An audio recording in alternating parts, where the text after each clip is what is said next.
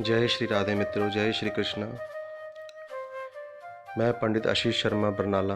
मेरे इस YouTube channel में आप सभी का बहुत बहुत स्वागत है। आशा करता हूँ कि सभी स्वस्थ होंगे, आरोग्यवान होंगे। तो इसी के साथ आज की इस वीडियो को आगे बढ़ाते हैं। आज हम चर्चा करेंगे कि कलयुग में राहु का प्रभाव कैसा है। प्रत्येक ग्रह के साथ राहु जब बैठ जाता है तो क्या करता है। तो मित्रों, आज हम बात करेंगे ऐसे ग्रह की जो कि एक छाया ग्रह है। एक ऐसा ग्रह जो व्यक्ति को यदि बनाना चाहे तो राजा भी बना देता है और नहीं तो रंक तक बना देता है। यानी या तो चढ़ाई में चढ़ा देगा खूब, या बिल्कुल नीचे गिरा सकता है। यह एक ऐसा ग्रह है। और देखा जाए तो कलयुग में राहु ग्रह का प्रभाव बहुत ही अधिक है। एक अच्छा राहु व्यक्ति को RS या IPS बना देता है, क्योंकि यह असीम शक्ति से भरपूर होता है। बहुत पावरफुल ग्रह है। यह व्यक्ति को हड्डी, चर्बी आदि रोगों से पीड़ा देता है, यानी जब खराब हो जाए तो। राहु के प्रभाव से जातक आलसी भी बन जाता है तथा मानसिक रूप से हमेशा ही दुखी रहता है। तो आइए अब जानते हैं कि राहु के कारण व्यक्ति को किस पीड़ा से गुजरना पड़ता है, किस संकट से गुजरना पड़ता है, क्या क्या प्रभाव यह हमारे जीवन में करता है। नंबर 1, नौकरी में बाधा आना, व्यवसाय में बाधा आना। यानी जब भी राहु खराब होगा तो नौकरी से संबंधित आपको समस्या उत्पन्न करेगा, व्यवसाय से समस्या होगी। नंबर 2, मानसिक तनाव यानी टेंशन एवं अशांति बनी रहती है। नंबर 3, किसी भी कार्य में मन का ना लगना, तो ये राहु की निशानी है। परीक्षा में सफलता का ना मिलना, यानी बार बार विद्यार्थी फेल हो जाना, सप्ली आना, इन चीज़ों के पीछे राहु का हाथ होता है मैक्सिमम। नंबर 5, रात को नींद ना आना, बेचैन मन रहना, ये भी राहु की निशानी है। बेबुनियाद ख्यालों में उलझे रहना, यानी जिन ख्यालों का कोई मतलब ही ना हो, ऐसी बातों को सोचना। नंबर 7, धन का रुक रुक कर आना, धन अधिक खर्च होना। नंबर 8, किसी भी कार्य को बिना सोचे समझे ही करना, यानी ना तो उसका लाभ देखना ना उसका नुकसान देखना, बिना सोचे समझे उस कार्य को शुरू कर देना, तो ये राहु की निशानी है। जिसका राहु सही होता है वह सोच समझ करके कोई कदम उठाता है। नंबर 9, गलत संगत, यदि कोई व्यक्ति, कोई बच्चा गलत संगत में पड़ जाए, गलत मित्रों में फंस जाए, नशे की आदत लग जाए, तो ये राहु की निशानियां हैं। नंबर 10, गलत स्त्रियां या पुरुषों से संबंध रखना, तो ये राहु की निशानियां हैं। व्यक्ति को ये गलत दिशा की ओर ले जाता है। पेट के रोग का होना, यदि राहु खराब होए या हो जाए तो पेट से संबंधित समस्याएं शुरू हो जाती हैं। पेट दर्द होना, इन्फेक्शन हो जानी, ऑपरेट का होना, तो ये सब राहु की निशानियां हैं। 12 नंबर, बार बार बनते हुए कार्य में अचानक रुकावटें पैदा हो जानी, राहु के कारण होता है।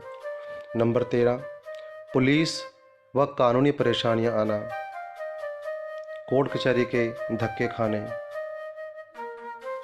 तो ये राहु की निशानियां हैं। नंबर 14, घर में भौतिक सुखों की कमी हो जाना। लेकिन अब बात करेंगे राहु की महादशा के बारे में। मित्रों, सबकी कुंडली में किसी न किसी ग्रह की महादशा चलती है, और यदि आपकी कुंडली में राहु की महादशा चल रही है, महादशा का मतलब होता है लंबा पीरियड, लंबा टाइम पीरियड ये ग्रह चलता होता है। अपनी पूरी दशा को व्यक्ति महादशा में भुगतता है, उस ग्रह की दशा को। और राहु की महादशा में सभी जो ग्रह हैं बारी बारी से आते हैं, उसको हम कहते हैं अंतर्दशा। तो अब बात करेंगे राहु की महादशा के बारे में। राहु की महादशा में जातक को रोग, धन नाश, मृत्यु तुल्य कष्ट या अनेक प्रकार के दुखों का सामना करना पड़ सकता है, तो ये ध्यान रखें। सूर्य की महादशा हो और राहु का अंतर हो, यानी मेन हेड सूर्य हो, उसके अंडर में राहु ग्रह काम कर रहा हो, तो व्यक्ति को अपमान, धन नाश, कष्टों को झेलना पड़ता है। यदि चंद्रमा की महादशा में, यानी हेड हो चंद्रमा, और व्यक्ति को शत्रु रोग, अग्नि भय, धन का नाश, अपने रिलेटिव से संबंध खराब होना शुरू हो जाता है जब चंद्रमा की महादशा में राहु आ जाए। मंगल की महादशा में राहु हो, राहु की ड्यूटी चल रही हो, तो व्यक्ति धर्म का कार्य करता है। ये एक अच्छा पॉइंट है। मंगल में यदि राहु हो तो व्यक्ति धर्म का कार्य करता है, पूजा पाठ करता है या करवाता है, परंतु एक भय हमेशा रहता है, सरकारी भय, यानी सरकार की तरफ से कोई भी उसको नेगेटिव पॉइंट प्राप्त हो सकते हैं। अब बात करते हैं राहु की ही महादशा और राहु का ही अंतर, यानी हेड भी खुद ही है और नीचे कार्य करने वाला भी खुद ही है।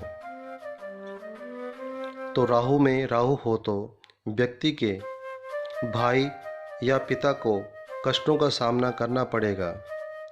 कई बार तो भाई या पिता के लिए बहुत ही संकट पैदा हो जाता है तथा अनेक कष्ट भोगने पड़ेंगे इस दशा में। अब आगे बात करता हूँ, बृहस्पति की महादशा हो, यानी बृहस्पति हेड हो और राहु उसके अंडर में कार्य करे, अंतर्दशा राहु की हो, तो व्यक्ति को भाई बंधुओं से घबराहट होगी, परेशानी होगी, रोग होंगे, मृत्यु तुल्य कष्ट पैदा होगा, कलह प्राप्त होंगे, यानी घर परिवार में कलेश, पत्नी से झगड़ा, इन चीज़ों का सामना व्यक्ति को करना पड़ेगा।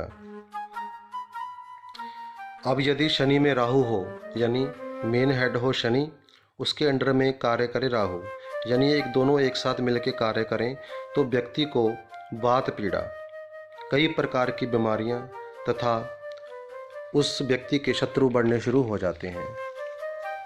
अगली बात करते हैं, बुध हेड हो और राहु उसके अंडर में कार्य करे, यानी महादशा बुध की हो और राहु उसके नीचे कार्य कर रहा हो अंतदशा में, तो व्यक्ति को शत्रुओं से पीड़ा होती है, यानी शत्रु बहुत बढ़ जाते हैं, और आग से भय होगा, यानी शरीर के किसी अंग में अग्नि का सेक लगना या कोई अंग जल जाना और आग से नाश होने का खतरा रहता है, बर्बाद होना शुरू हो जाता है व्यक्ति। बुध की महादशा में राहु का यदि अंतर हो तो व्यक्ति बर्बाद होना शुरू हो जाता है, चाहे वो धन से हो, चाहे परिवार से हो, कुछ ना कुछ प्रॉब्लम लगी रहेगी। अब बात करते हैं केतु की महादशा में राहु का अंतर हो। यदि केतु हेड हो, उसके साथ में राहु कार्य कर रहा हो, ये दोनों मिलकर के कार्य कर रहे हों, तो चोरों से भय होता है और कई प्रकार के कष्ट व्यक्ति के जीवन में आते हैं। तो मित्रों, अब आगे चर्चा करेंगे कुंडली में कुछ विशेष योग, यानी कईयों की कुंडली में जो मैं आगे बताने जा रहा हूँ ऐसे विशेष योग होते हैं जिसके बारे में अभी मैं चर्चा करूँगा। जैसे कि यदि कुंडली के अंदर शनि उच्च राशि का हो, यानी 7 नंबर में बैठा हो। शनि कभी भी 7 नंबर में बैठ जाए तो उच्च का हो जाता है, 1 नंबर में बैठ जाए तो नीच का हो जाता है।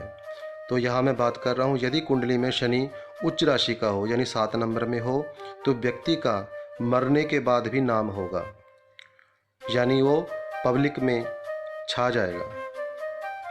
नंबर 2, अगला योग, कुंडली में यदि शुक्र लगन यानी किसी के भी कुंडली में शुक्र लगन में हो, पहले भाव में हो, फर्स्ट हाउस में हो और कितना भी अच्छा क्यों ना हो तो जीवन साथी को बीमारी जरूर देता है, यानी उसका जीवन साथी पार्टनर बीमार जरूर होता है, यानी कोई ना कोई बीमारी से जूझ रहा होता है।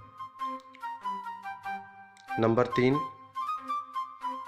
ये एक ऐसा योग है, शनि पहले भाव में हो, पहला भाव यानी फर्स्ट हाउस लगन जिसको हम कहते हैं, तो शनि पहले भाव में हो, कितना भी अच्छा क्यों ना हो, कितना भी बलशाली क्यों ना हो, 36 वर्ष तक 36 ईयर्स 36 वर्ष तक व्यक्ति का तेल निकालता है, अच्छी तरह धुआं निकालता है, लेकिन 36 साल बाद व्यक्ति को हर चीज़ मिलनी शुरू हो जाती है।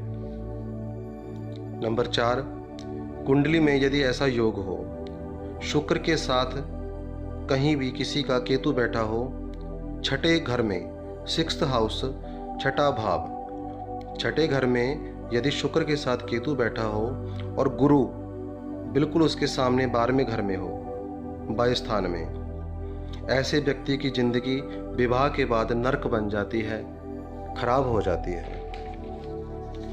अब बात करेंगे अगले योग की। 6th हाउस में अगर शुक्र है, छठे घर में यदि शुक्र है, छठे भाव में यदि शुक्र है तो ऐसे जातक माँ बाप की इकलौती संतान को चुनना नहीं चाहिए, यानी यदि किसी माँ बाप की इकलौती संतान हो तो उससे अपना पार्टनर नहीं बनाना चाहिए। यदि मान लो आप में से किसी की कुंडली में 6th हाउस में शुक्र बैठा है तो इकलौता लड़का ना देखें या लड़की ना देखें, उससे जीवन में बहुत समस्याएं उत्पन्न हो जाएंगी। अगला योग, गुरु ग्रह बृहस्पति 9th में हो, 9वें घर में हो, 9वें भाव में हो तो मंदिर में सिर झुका दिया करो, आपका कल्याण हो जाएगा। और गुरु यदि 10th में हो, 10वें भाव में हो, 10वें घर में हो तो सिर हमेशा ढक कर रखो तो बहुत ही फायदा आपको मिलेगा। और वही गुरु यदि 11th हाउस में हो, 11वें घर में हो, 11वें भाव में हो तो कफन का दान करते रहो, भाग्य आपका साथ हमेशा देगा। अंतिम, क्रोध बहुत आता हो किसी को, काफ़ी व्यक्ति मुझे कहते हैं कि हमारी फैमिली में फलाने बंदे को बहुत क्रोध आता है, तो आज मैं इस क्रोध का भी उपाय बता रहा हूँ। बहुत तेज, बहुत अचूक और चमत्कार उपाय है। क्रोध किसी को बहुत आता हो तो मंगलवार के दिन एक नया मटका लाएं, ज़्यादा बड़ा नहीं ला सकते तो मीडियम ले आएं। अब ला करके उसे किसी भी मंदिर के अंदर से पानी भर लें, उस मटके के अंदर पानी भरने के बाद उसको घर पर ले आए अपने, और प्रतिदिन 43 दिन तक बिना नागा अपनी नहाने की, अपनी स्नान करने वाली जो बाल्टी है उसमें 1 कप, आधा कप या 1 गिलास पानी उसके अंदर डाल दें और उसमें मिला कर के स्नान करें। आपका गुस्सा 43 दिन के अंदर अंदर या 43 दिन के कुछ ही दिन बाद 0 हो जाएगा, ये मैं कह रहा हूँ। करके देखें, लेकिन करने से ही सब कुछ प्राप्त होता है, बिना करे सोच समझ कर कुछ नहीं होता। जब हम किसी चीज़ को, किसी कार्य को करेंगे तभी वह अपना फल हमें प्रदान करेगा। तो उम्मीद है कि आज की वीडियो आपको अच्छी लगी होगी, नॉलेज वाली है। तो यदि अच्छी लगी हो तो लाइक करें, शेयर करें, सब्सक्राइब करें, मेरे इस चैनल को बढ़ावा दें ताकि भविष्य में जो भी मैं वीडियो बनाऊं वो आपको उसका नोटिफिकेशन सबसे पहले मिले। तो इसी के साथ आज की इस वीडियो को मैं यहीं पर विराम देता हूँ। जय जय श्री राधे, जय श्री कृष्ण।